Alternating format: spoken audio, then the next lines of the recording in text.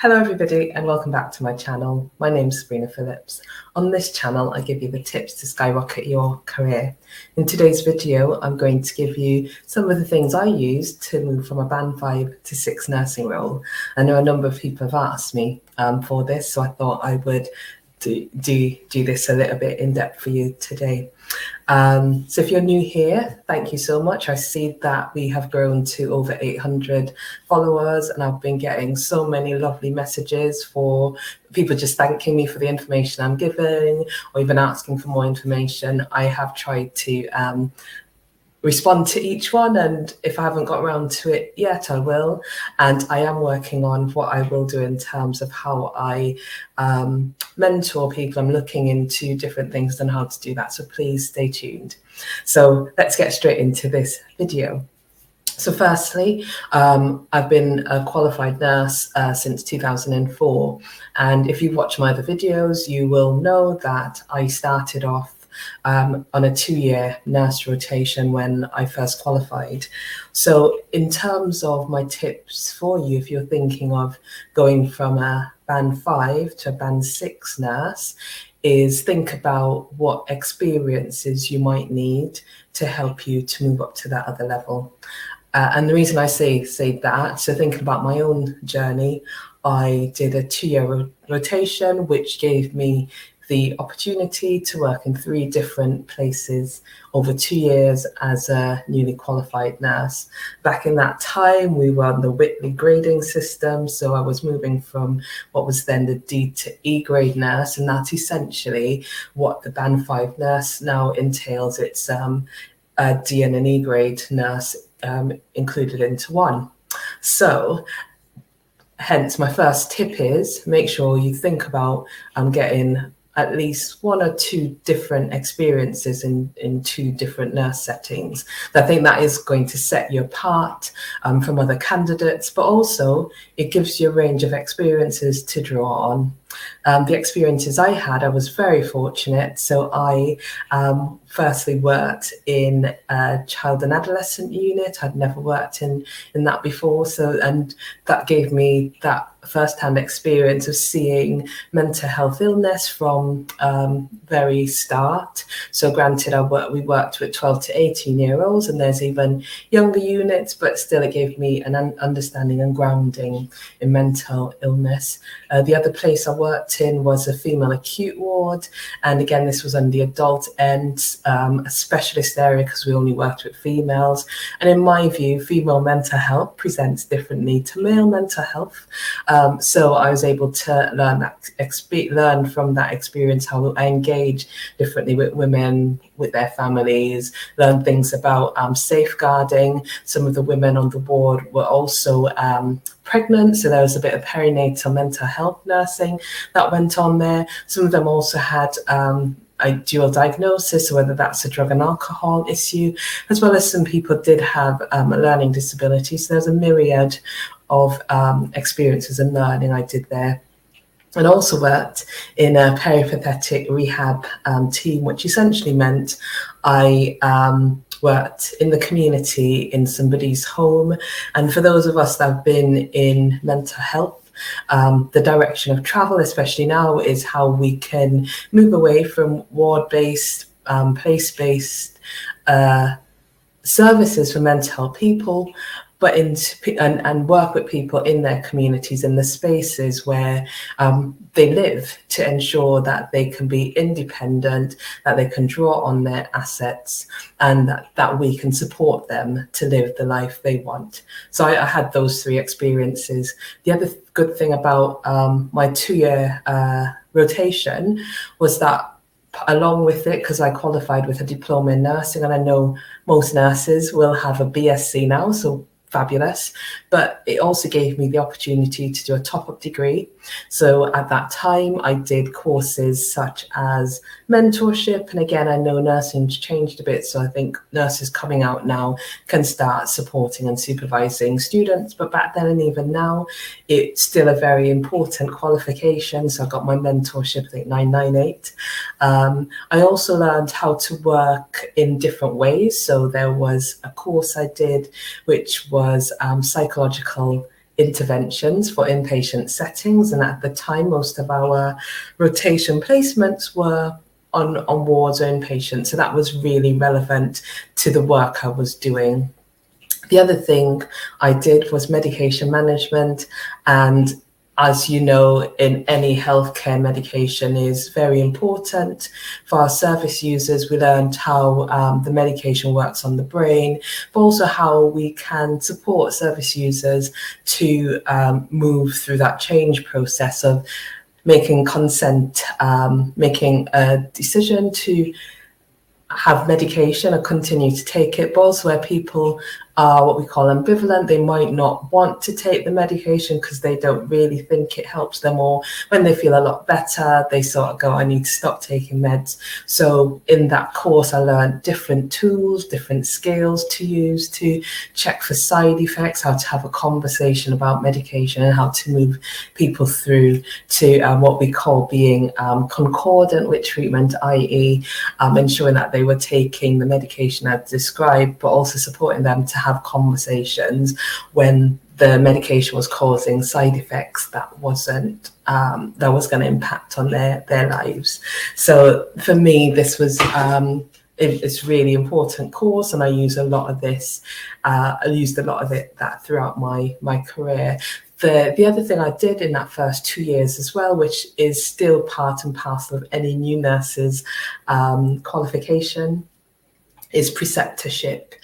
And I think preceptorship is very important. So for those of you who are either about to be newly qualified or are qualified, I really implore that you take your preceptorship really seriously. It is time and space away for you to be with other new nurses who are on the same journey with you. What I found really interesting at that time, but also when I took part in preceptorship as head of nursing, where I was offering the space to either do some of the training, but also the reflective practice sessions with our preceptees, was the issues or challenges people were having were similar. It might be on different wards, but it was similar. But what was really important is hearing that, but also listening to how your colleagues might be dealing with certain situations, so that you can take that back into your practice.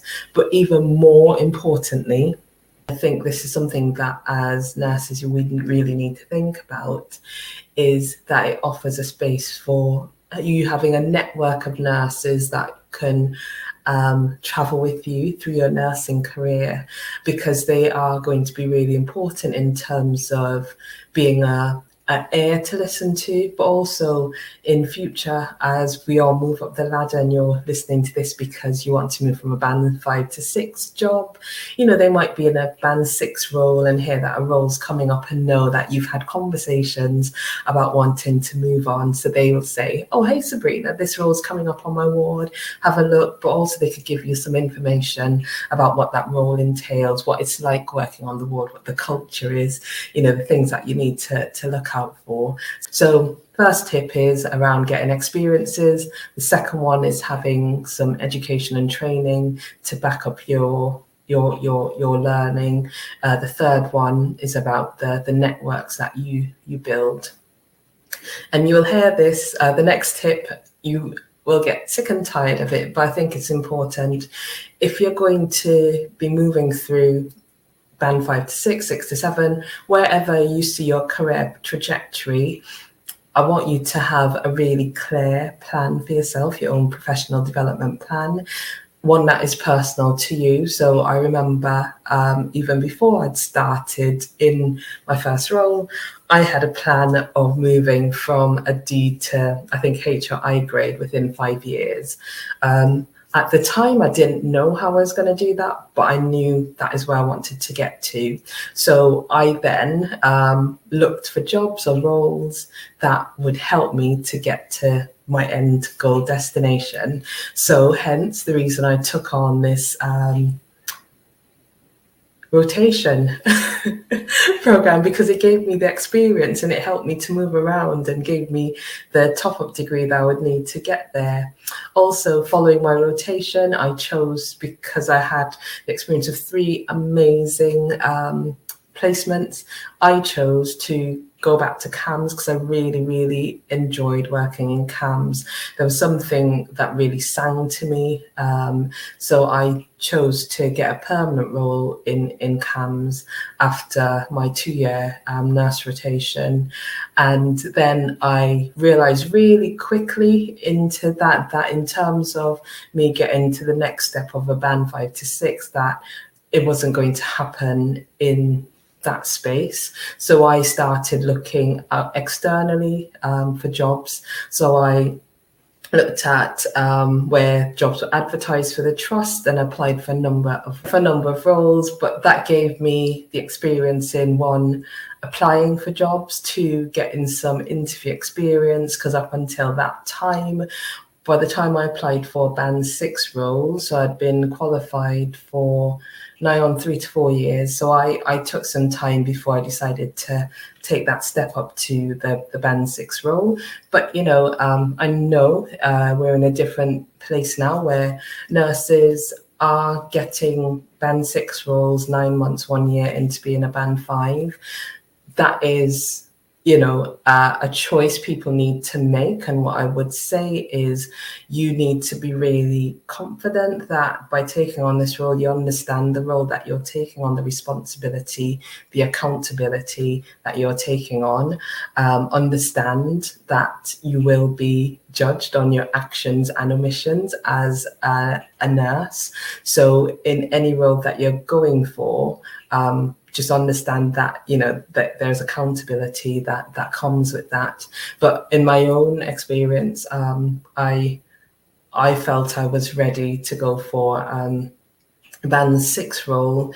It was 3 to 4 years in. But since then, I've moved very quickly through the different banding. So based on your confidence and what you know and what you're ready to do. So yeah, so the last tip is you will need to apply for a few jobs.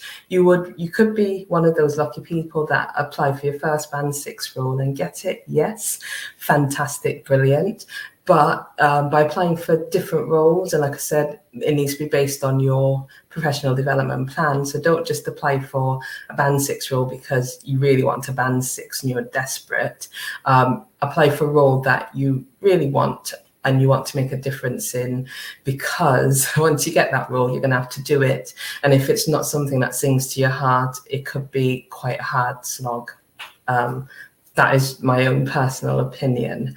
So the last thing, this is a bonus tip, and I think this is really going to set you apart from other people that might be applying for their next band 6 role. Wherever you are in your band 5 position, what I want you to do is think about how you can take a lead on something, how you can support service development, quality improvement, because again, when you apply for roles, you can say, I am the health and safety champion, or I'm the quality and diversity champion, I'm the patient safety lead on the wards. That really gives you an extra oomph, I think, in your bonnet. So when you go into your interview, you can talk about how you've led something, because we are all leaders wherever we are in the hierarchy, and within your own sphere you can influence and make change. You just need to think about how you do that. And I think one of the ways of doing this is by either identifying something on the ward that you think you can improve, putting yourself forward to lead on that, so it gives you something to talk about in an interview situation, so you can show people that you're already a leader and ready for that higher banded role. The other thing you might want to think of as well is how you can supervise junior staff. So whether that's healthcare assistants or student nurses that are coming onto the ward, or even acting as a buddy or mentor for new nurses on the ward. Because again, thinking about the band 6 job description and person specification, one of the key things you're going to have to be able to start doing is supervising and appraising people. So by doing these things in your current role, it gives you extra points going into an interview, but also because you've got experience of doing it, when you become a band 6, it makes it easy to transition into that role. And if you're not using it now, make sure you use your supervision and appraisal to help with ensuring that your supervisor, your organisation is supporting you in your career development. So I'm going to stop there. I hope this has been helpful. Please let me know if you've gone away and tried any of the tips. Let me know if you've just applied for band 6 role and you're now new in post, or you're thinking of applying, some of the things that you've done, please put it in the comments below. I'd like to hear it. And as I always say, let's be bold and brave together. Take care, and I'll see you soon. Thank you. Oh, don't forget to press that like, subscribe button, and tell a friend, share the videos. And I look forward to seeing you on the next one. Bye.